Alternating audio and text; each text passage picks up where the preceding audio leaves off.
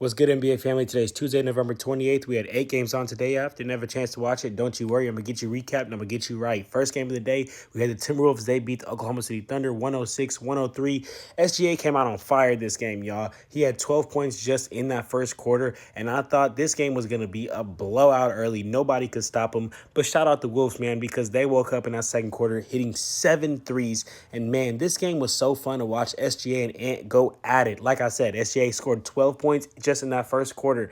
And then here comes Ant in the third quarter. Just in 9 minutes, because he did this in 9 minutes. Unfortunately, he got a bruised hip and he had to leave the game in the third quarter. But just in 9 minutes, he scores 12 points.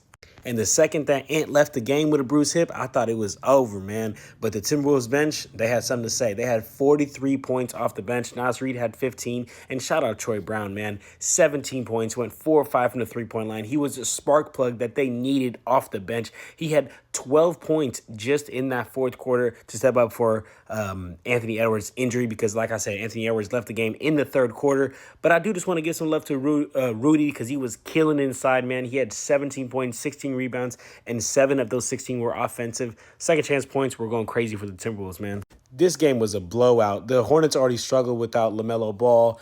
They didn't lead one time in this game. Julius Randle had 25 points, 20 rebounds. Knicks bench had 50 points. It was a blowout. Bucks beat Heat 131-124. No Jimmy Butler for the Heat because of the ankle injury, but the Miami Heat still put up a decent fight, man. They had 10 lead changes in this game, and for the Bucks, they just couldn't miss, man. They had all 5 starters score 12 points or more. Giannis led the way with 33 points, 10 rebounds. Dame had 32 and 9. Chris Middleton looking like vintage Chris Middleton. He had 17 points, and he was acting like the closer in that fourth quarter. But shout out Malik Beasley, man. He is the X factor of this game. He couldn't miss. 16 points, 10 rebounds. He hit 4 threes. He's been shooting 45% from the three-point line all season, but the Bucks as a team couldn't miss from deep. They shot 40% as a team, and Dame Time was activated in the fourth, had 13 points, and the Bucks ended up outscoring the Heat at 38-27 in that fourth to win the game.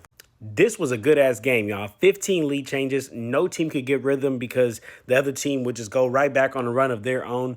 But in the fourth quarter, that's when things changed, man. The Brooklyn Nets broke off and went on a 10-0 run in the last couple minutes of the game to win it, man. That's when I say, like, timing is everything in basketball. Runs and the time that you make it changes everything. Royce O'Neal had 12 big points in that fourth quarter to close the game out. This was a blowout. Boston Celtics blew out the Bulls. Jaylen Brown had 30 and 8. Jason Tatum had 21 points, 7 rebounds. There was a point where the Celtics had a 35-point lead. This was crazy.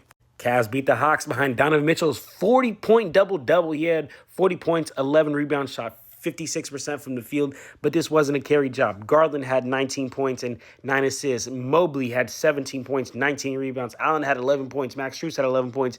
The Cavs starters showed up. They honestly controlled the game the entire game, and the fourth quarter was just pretty embarrassing for the Hawks. They went 4 of 27 from the field and 2 of 14 from the three-point line. Mavs beat Rockets behind another Luka and Kyrie carry job. Luka had 41 points, 9 rebounds, 9 assists. By the way, this is Luka's third 40-point game this season. Kyrie had 27 points and 5 assists. And, I mean, between Luka and Kyrie, they scored 68 of the Mavs, 121 points. But credit to Derrick Jones Jr., man, and Tim Hardaway Jr., both the juniors on that team. They both scored double digits. On the Rockets side of things, shout out Sengun. That man right there, he going to be a boy in this league. Had 31 points, 9 rebounds, 6 assists, and the Rockets really running through him. But this game came down to the fourth, and that's where stars are born. Luka, Kyrie, and Derrick Jones Jr. all had 12 points or more in that fourth quarter, and the Mavs got the win. Let's talk about the craziest game of the day. Wow, no Keegan Murray for the Kings, but I thought this game was going to be a blowout because in the first half, the Warriors dominated and controlled the game. It wasn't really until Malik Monk came off the bench and gave the Kings that spark that they needed.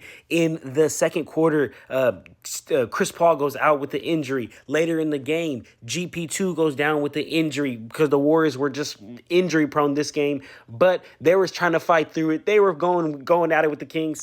Corey Joseph stepped up big for them. He's like their third string point guard, but he stepped up big.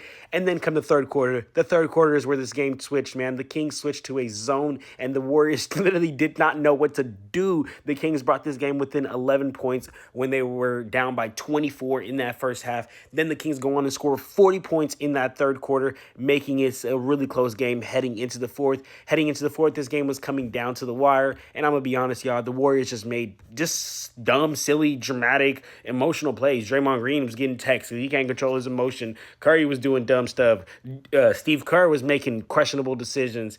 And at the end of the game, man, Curry, Thompson, and Wiggins, those are the three guys that were eating for the Warriors all game. They choked. They choked in the fourth. Warriors made some questionable decisions. Malik Monk, he's a boy, man. He ends up finishing out the game for the Kings, and he hits a big big three to put them down by one, and hits a big one to put them up by one and win the game. Shout out Malik Monk.